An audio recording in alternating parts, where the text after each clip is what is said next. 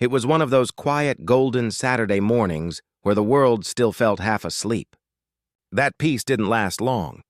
Suddenly, bang, bang, bang, someone was hammering on our door like the apocalypse had arrived. It wasn't a polite knock. No, it was that rapid, angry pounding that made your heart jump straight into your throat. My wife Jenna and I had just moved into this dream neighborhood, a picture-perfect cul-de-sac with crisp lawns, neatly painted shutters, flags waving, and neighbors who all seemed to have binocular vision. We hadn't even unpacked all our boxes yet. But apparently, it didn't take long for the self-crowned queen of the HOA, Karen, to notice we hadn't bowed to her imaginary throne. At first, it was just little things. A passive-aggressive flyer on our door reminding us of approved mailbox colors. A snide comment about our flower beds not being on the HOA's list. But this time she escalated. I was in the garage putting up shelves when I heard the bang, bang, bang again, louder and sharper. I peered through the window, and there she was. Sunglasses on despite the shade, arms crossed like a judge, tapping her foot as if we owed her rent money. I decided to ignore her. Jenna was curled up in the living room, coffee mug in hand, finally enjoying her first full Saturday off in weeks. She glanced at the door, shook her head slowly, and went right back to her book. That, apparently, was the ultimate crime in Karen's rulebook. 5 minutes later, I heard sirens. I thought something serious had happened. A fire, maybe? An accident? Nope. I stepped outside, and there was Karen, flailing her arms dramatically at a police cruiser like she was in a soap opera finale. She must have called the second we didn't answer. 2 officers stepped out, their faces stuck somewhere between confusion and regret. "Ma'am," one of them began carefully, "you called because someone didn't answer their door? She's ignoring me on purpose," Karen barked, finger stabbing the air. "She's violating HOA rules and being hostile. I don't feel safe." Jenna finally opened the door, calm, unbothered, mug still in hand. She looked at the officers, then at Karen. Then, without a word, she reached into her robe pocket and pulled out her badge. The air shifted. The officers froze. Karen's smug little smile melted like butter on hot asphalt. The woman she had just called the cops on, for not answering a knock, was the newly appointed police chief of the entire city.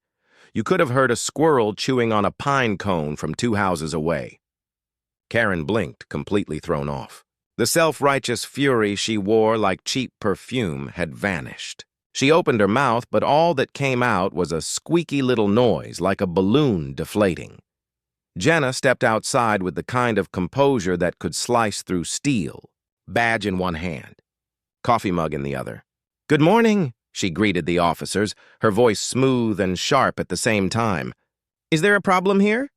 The younger officer, Ruiz, I think, shifted awkwardly and scratched the back of his neck.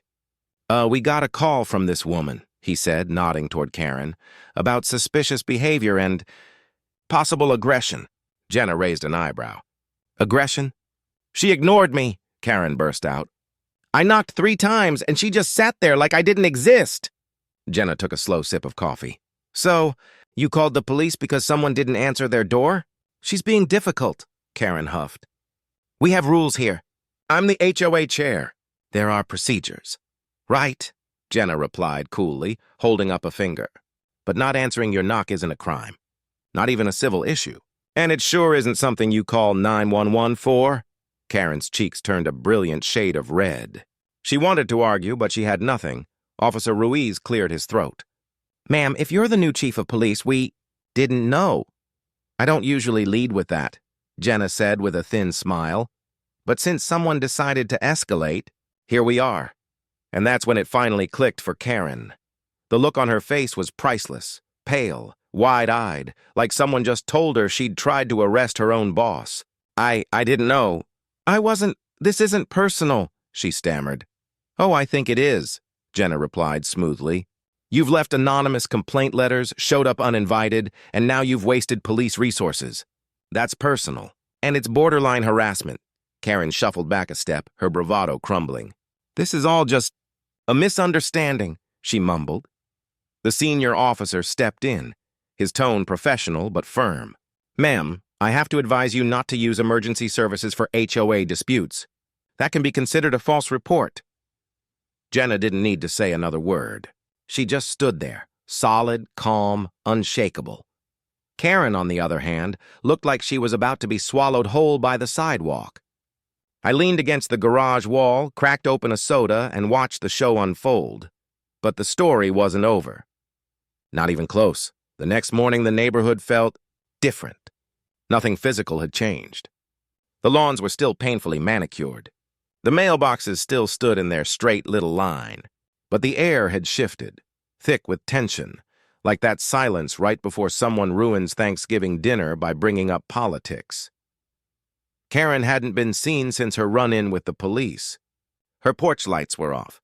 The flag she usually rehung by 9 a.m. sharp, twisted, limp, and forgotten on the pole. Something told me this was just the beginning. She was hiding.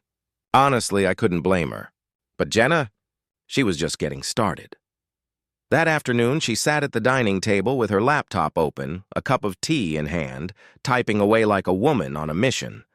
Every so often, a quiet chuckle slipped out of her, one of those soft, dangerous laughs that tells you someone's about to flip the script. "What are you doing?" I asked, leaning on the doorframe. She didn't even look up. "Just reviewing the HOA bylaws." Dangerous words. "Karen wants to talk rules," Jenna added with a sly smile. "Then let's talk rules." What I didn't know was that Jenna had already gone straight to the top. Not Karen's little neighborhood fiefdom, but the actual HOA management company. The real legal entity that governed the community. Turns out Karen's reign of clipboard terror had been on the radar for a long time. Over the years, multiple complaints had been filed against her leadership. None of them had stuck because no one had ever had the guts or the badge to stand up to her. Until now.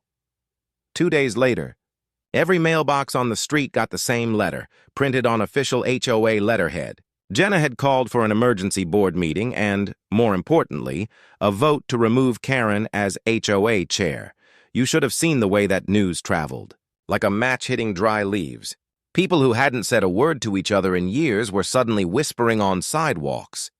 Forming little alliances like it was a neighborhood Cold War, old Mr. Delaney even dragged out his lawn chairs, parked himself at the end of the cul-de-sac, and started asking people where they stood on the regime.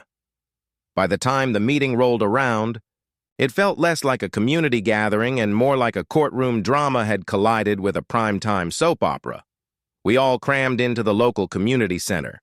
Karen strutted in late, wearing oversized sunglasses indoors, clutching a stack of typed talking points like a politician clinging to a last campaign speech.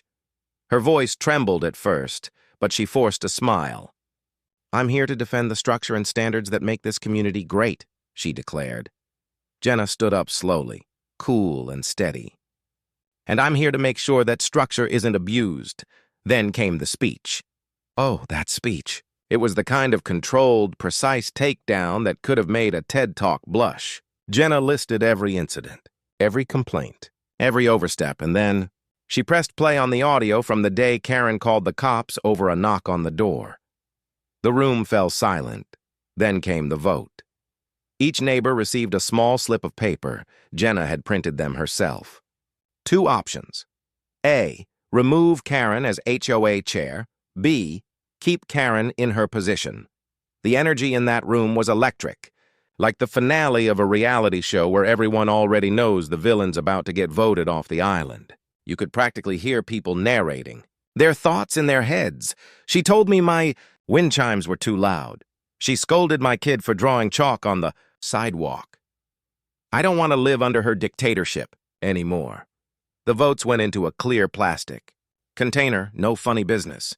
To keep things clean, Jenna asked sweet Mrs. Henderson to count them. She's the type of woman who just wants to tend her roses in peace and stay out of drama. It didn't take long. 23 votes, she announced. 17 to remove Karen, 6 to keep. Boom. Just like that. The air in the room felt like everyone had been holding their breath for years and finally exhaled. Karen froze. Slowly, she removed her sunglasses. Her eyes darted desperately around the room, searching for an ally. But there were none left. No, she whispered. Then louder. No, no, no! You people don't understand what I've done for this neighborhood. Jenna stood steady as stone. Oh, we understand perfectly, she said. And now we're doing something about it. Karen's voice cracked. This is personal. You're attacking me because I called the police. Jenna didn't flinch. You called the police on someone for not answering the door. You've harassed and intimidated residents for years. That's not leadership. That's control. A low murmur of agreement rolled through the crowd. Karen clutched her notes, flung them to the floor, and shouted, "This meeting is invalid. I'll call the real HOA." Someone in the back muttered, "You were the real HOA." That was the final straw. She stormed out, knocking over the clear container of votes like a middle schooler losing the student council race. It was childish. It was petty. It was perfect. After she left, something shifted. People were smiling again, laughing, introducing themselves like neighbors, not subjects. The neighborhood finally felt like a community again, not a kingdom ruled by a clipboard-wielding tyrant. Jenna sat back down next to me, still sipping her tea. You okay? I asked. Perfectly, she replied. Now we can finally live in peace, or so we thought. 2 days passed. No Karen. No angry rants on the neighborhood Facebook group. No laminated flyers warning about unsanctioned porch pumpkins. It was almost too quiet. But Karen wasn't done. On a sunny Tuesday morning, I found an envelope taped to our door. No stamp, no return address, just the word notice in bold, angry red. I opened it and laughed. It was a cease and desist letter. Allegedly from Karen's lawyer, she accused Jenna of defamation, abuse of authority, and my personal favorite. Emotional damage to the HOA institution. I handed it to Jenna. She skimmed it, then held it up like a pop quiz she already knew the answers to. Well, she said, this is adorable. It didn't take long to realize Karen had written the whole thing herself.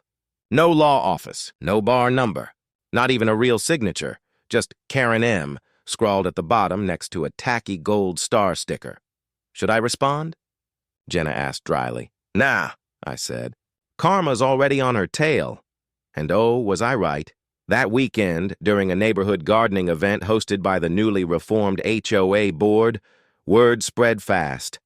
Karen had actually tried to file a lawsuit, but when she marched into the city clerk's office and dropped Jenna's name on the paperwork, the clerk, who knew exactly who Jenna was, called security. Apparently, Karen caused such a dramatic scene, demanding to press charges against the HOA, that she got escorted out of the building, not arrested but officially banned from re-entering without prior notice. Then came the cherry on top.